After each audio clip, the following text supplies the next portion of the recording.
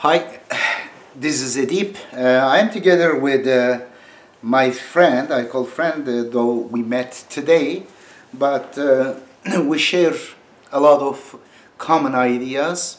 I got his book before he came here, and I was very impressed. I didn't expect this book to have. These are very thin books. And some books you can hit the person's head, you may kill the person with. This is, you cannot do anything really much with the book. It's not heavy. But it is a powerful book and a very good scholarly piece. And first of all, I want to show you the cover. It's better. And his name is here. And here is the information about him. You can stop the YouTube there, the video, and read. If you have good eyes, let me make it this one. And okay. We covered the basics. This gentleman is half Spanish and half Turkish. His family is confused, and he's not confused anymore. He has studied Spanish philology, and later his doctorate is on basically Christianity and religions and societies. And he has another book in Spanish, I think this one. He decided to translate the Quran into Spanish. This is the volume, several chapters, I think here. Three chapters. Huh? The first three chapters of the Quran. He did not finish yet. Now, in this book, gentlemen, what's your name? Tanner Demirci Lopez. Come on. Tanner. I like the Eon. Eon. What does E mean? Ion. Eon means God is gracious. Oh, really? It Yes, is sir. in Greek? It's in. This is a Scottish name. Okay, Eon. Tanner, Eon, and Demirci Lopez. D. Lopez. Okay. Now, in this book, first I want to start with this one. Today's, the New Testament, if you open it, you will see 4 Gospels. Though they were not 4, they were many. But in Nicene Conference in 325, the big guys over there, which was led by Tertullian, the most bigoted guy, perhaps, the most bigoted guy in history of religion. And under their control, basically, they rejected the Bible. They did not fit their theology. And they have these. But the order of Bibles in today's gospel is, the first one is Matthew, correct? And then Mark, Yes. then Luke, then John. And then we have letters, some letters from St. Paul. I should not call him St. Paul. He's really the one that really distorted a lot of teaching of Jesus. Anyway, this order, but this order is not chronological. There is some little bit distortion in the order. The real order is, tell us. Yeah, the real order is, and all the scholars agree with this. Is Mark first gospel written? The Was second, 70 years after the birth of Jesus? Yes, sir. And Matthew in the age of 80 years 80, after? Luke and John, Luke in 90 years, and John is between 100 and 120 years. Okay, now get it again. You may write it somewhere. This is very important. The real chronological order of these books is Mark first, 70 years after Jesus, and then Matthew, 80 years after Jesus. Luke, how many years? 90 years? I know it. I want them to get involved. Since I teach, if my students kind of watching like this, they are not very active. You're right. And then John is 100 years after. I apologize. Some of you could be my professors. Don't get offended. But some of you might be like students. I am a student myself all the time. Now, this order is interesting. Is switched. Mark, instead of Mark being the first in today's Gospels, they want you first read Matthew and then Mark. Why do you think? And his discovery, I think, is a very original, and first time I hear this. I studied Bible. I have written 2 books on it, and I don't remember anyone discovered this very simple but powerful fact, a correlation between the timing of these 4 Gospels and the tendency of changing something, distorting something. And then you get with a line like this going exactly according to the timing of these Gospels. And then when you take the line, extend it backward, it goes to God. But with time, it gets far away from God, it goes to someone else. Go ahead. Yes. First of all, I would like to say that this is my actually English is my fourth language, and I'm sorry if I make some grammatical mistakes in my speech. So, yeah, the thing that Come on, you speak better than many native-born American kids. Yeah, kids. You're right. God. You're right. Okay, go ahead. Yeah. When I study my master's thesis, when I done that job, I saw that when I get Jesus as a master in Mark's Gospel, first I remembered, this passage was in Matthew, the same account, the same parallel account, because of that you call Matthew, Mark, and Luke synoptic Gospels. So because there are same things. But in different ways to count it. So, okay, so when I saw Jesus as a master in the same parallel in Matthew, it's like Lord.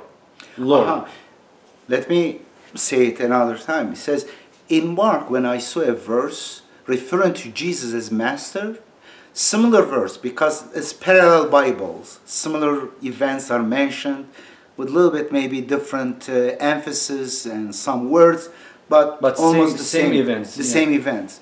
They are synoptic. And therefore it says, I see master, I remember the same verse in Matthew is not master but Lord.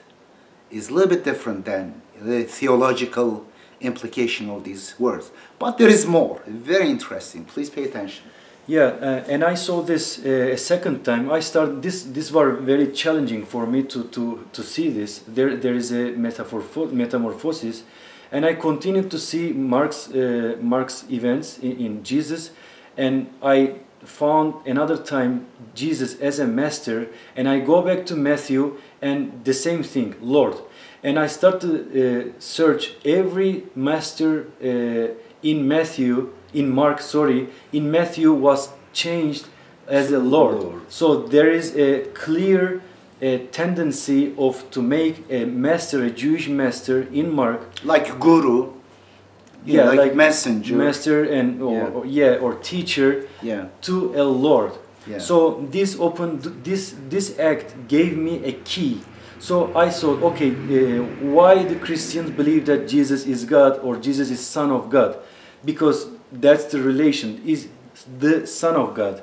Okay, I start to study the Old Testament, and there are many references, the children of Israel, like son of gods. Sons of God. Sons of God, and this kind of thing. Yeah, it is repeated in Old Testament. It is basically for righteous people it is used. It is terminology as a metaphor is used for depiction of righteous people. When they called Jesus liar, he says, no, I am son of God. I'm not lying. I'm a righteous person. I'm telling the truth. Yes. Because he was Messiah. But what he says, I want to kind of lead you. Please. And what he says, he found sons of God in Mark, sons of God, or teacher, son of God. He found it a son of God in Greek, correct? Yes. He checks Greek original, and then he finds the same as son of God in the Matthew is a is replaced with the son of God, the son of God. Right. That's big difference from a son of God to the son of God. I want to insert something I think in your book you did not mention. In 1967, I believe, in King James Revised Version, the verse, I think in John, I don't remember right now the number of the verse, the only begotten Son of God, it is a very famous verse. It is one of the few verses that is used for justification of Trinity. The only begotten Son of God, it had, if you look at older version, you may find in libraries and museums, check it. Maybe in your church still is there, hidden somewhere. And then in the footnote says, the word only begotten does not exist in some manuscripts. But later what happened? The church mice have eaten that. They took away. In Sunni religion, the goat ate verses of the Quran. The goat supposedly ate a verse. There was a verse about stoning to death, which has nothing to do with the Quran. They got it from Jews and pagans of their time. And later they couldn't include to the Quran, insert to the Quran. Later they accused a poor holy goat. It's a scapegoat. They say the goat ate it. But it is still valid, though it is eaten and taken from the Quran after Muhammad, years after Muhammad, but it's eaten. Now maybe there is another goat. It ate this. Now it is in today's King James Version. You don't see this footnote acknowledging the fact that the most important, crucial words that justifies the deity of Jesus, like the only begotten, it doesn't exist in some manuscripts. What an interesting coincidence. An acknowledgement of it, and then taken away, hiding that fact.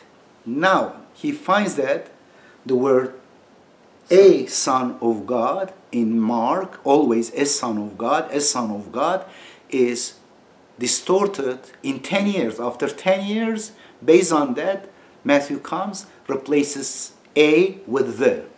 And the Son of God appears in Mark is when Jesus, when the people that have Satan inside, kind of demon-possessed people. Possessed people means really poor bipolar or schizophrenic people. Yes. Yeah. They call Jesus in Mark. They call Jesus, "You are the Son of God." That very interesting. Interesting irony. The only occurrence of the Son of God for Jesus is mentioned as the words of sick people, bipolar and schizophrenic, or demon-possessed people. I think there's a prophecy here. It's a prophetic way. And here it is. But Matthew basically tried to depict Jesus as the Lord, as a kind of a different, spatial breed of Son of God. And therefore, the order has been changed. They don't want you first read the one that closer to the authentic teaching of Jesus, which is Mark, because if you read that, you will have an idea. You may discover, oh, why the tone has changed. From God, it is switching towards Jesus. In order to distort this fact, they put Matthew before, and in psychology, it's called priming your mind. They prime your mind with those kind of this Son of God, Lord, Lord, Lord, as kind of like God. And then when you read Mark, you don't notice. You read it, when you read Lord for God, you assume that it is for Jesus because you read before it was used for Jesus, Matthew. And very interesting. And I read also, I remember that even you look at the frequency of the word Lord, in Mark, many more. Yeah. Yeah. In Mark it is fewer, and then in Matthew it increases more. In Luke even more. John is filled with Lord for Jesus. Yeah. Yeah. In 6 times you have 6 times more Lord to refer to Jesus in Matthew than Mark. And I study every case of Lord as a Lord in Mark. There is nothing to do with the Lord of the universe or something like that. Just a respectful person. You can see the at that time they were called as a kind of word of respect to people. Unfortunately, it was a bad word from time of slavery, but people used for anyone they respected as Lord. In Old Testament there are a lot of references calling people each other Lord or something like that, just for the respect, but not converting him to the Lord of the universe. Yeah, there is a verse, I don't know which gospel now, I don't remember, says someone called Jesus good teacher. He says, don't call me good. God is only good. This cannot be from the mouth of someone who claims to be God or even literal Son of God. Impossible. He's even rejecting the idea to be praised as a good. God is only good. Anyway, I really congratulate you for having this book. It is one of the books I'm very excited about. I hope that you get it. It must be very kind of inexpensive, $7-8 Something like that. In Amazon. Yeah, very inexpensive from Amazon.com. I highly recommend you not only get this one, read this book and go to your church and ask your priest about this.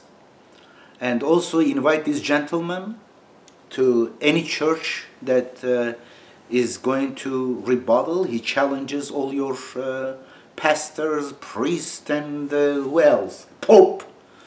And bring them and invite this gentleman. He doesn't ask for money. He's not a professional religious person. He doesn't even wear clothes to show off. Do you do? You know, there is certain kind of attire. They are as if God's representative on earth. Do you ask confession people coming to you? Confess people's sins? People confess their sins to you? Forgive their sins? You are an honorable person? You are sinless? No, he doesn't have those things. Therefore, try to invite this gentleman. If you have a club at the university, feel free to invite him. And he is a good scholar and a great mind. And hopefully we'll talk later on this issue. We meet each other later. We are also looking forward to arrange a conference sometimes in the United States and also in Europe and hopefully in also Turkey, peace. Do you have anything to say, please? Have a nice day. Okay. Thank you so Thank much. you. Thank you.